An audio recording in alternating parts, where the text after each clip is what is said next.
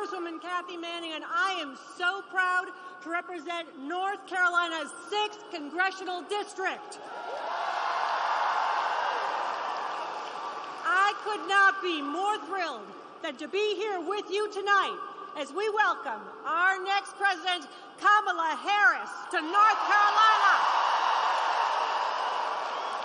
Everywhere I go, from the grocery store to the dentist's office, people are coming up to tell me how excited they are to vote for Kamala.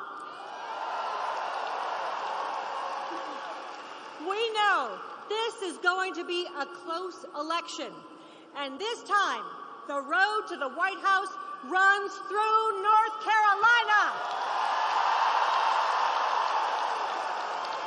Now, back in 2020, North Carolina had the slimmest margin of victory of any state, won by Donald Trump.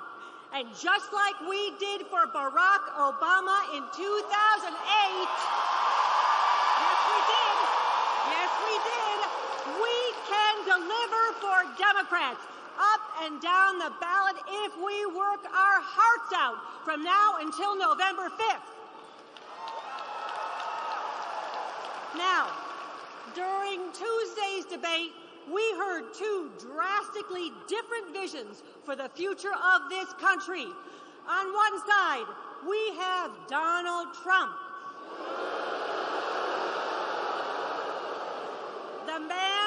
The man is totally out of touch, and he is trying to take this country back.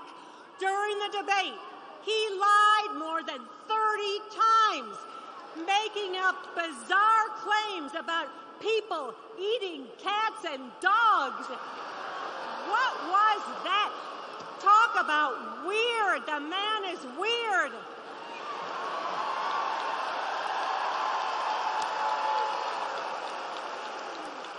And he has refused to accept the fact that he was fired by 81 million Americans. You would think that man would understand the phrase, "you're fired," but he doesn't understand it. Not only that, he has been trying to take away the Affordable Care Act for nearly 10 years, and he admitted he still doesn't have a plan. That's what he said. He has a concept of a plan.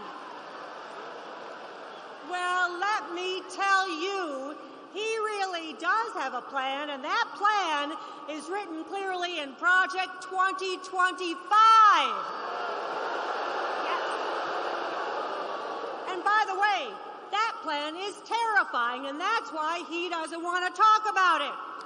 Now, Donald Trump is a convicted criminal running to stay out of jail. Yes, he is. But Kamala Harris is a prosecutor running to make life better for North Carolina families.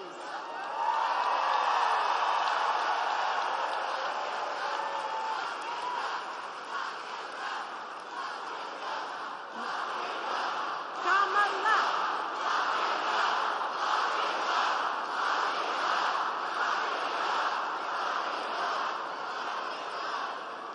Now we know Kamala Harris is going to fight for an opportunity economy where everyone has a chance to compete and a chance to succeed.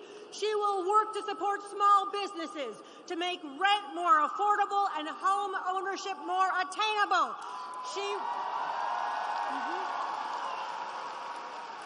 She will strengthen Social Security and Medicare, and she will bring down the cost of groceries and health care. But let's not forget the other thing she's going to do. She is going to fight for our freedoms. And let's be honest about where we are with reproductive freedoms. Donald Trump appointed 3 extreme MAGA justices on the Supreme Court specifically to overturn Roe v. Wade. Thanks to Donald Trump, our daughters have fewer rights than our mothers had. And if he gets back in that White House, his extreme Project 2025 agenda will go even further to rip back our reproductive rights, even going after birth control. So, not going back. Not going back. Not going back. Not going back. Not going back. Now, not only will she fight for our freedom and reproductive rights, she will fight for the freedom to be free from gun violence in our schools.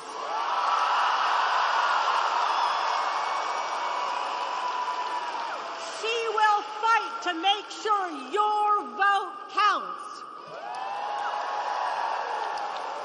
And she will fight not only so that you get the health care you need, but so you have the freedom not just to get by, but to get ahead.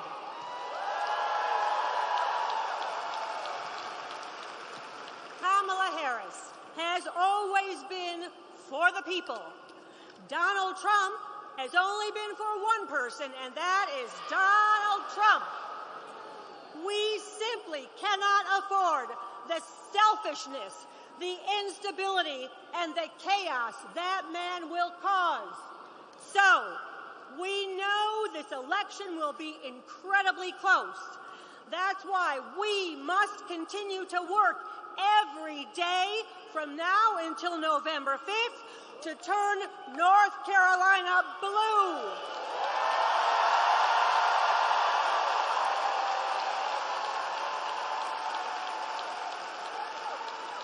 We can and we will deliver the White House for Kamala Harris and Tim Walz. We will elect Democrats up and down the ballot.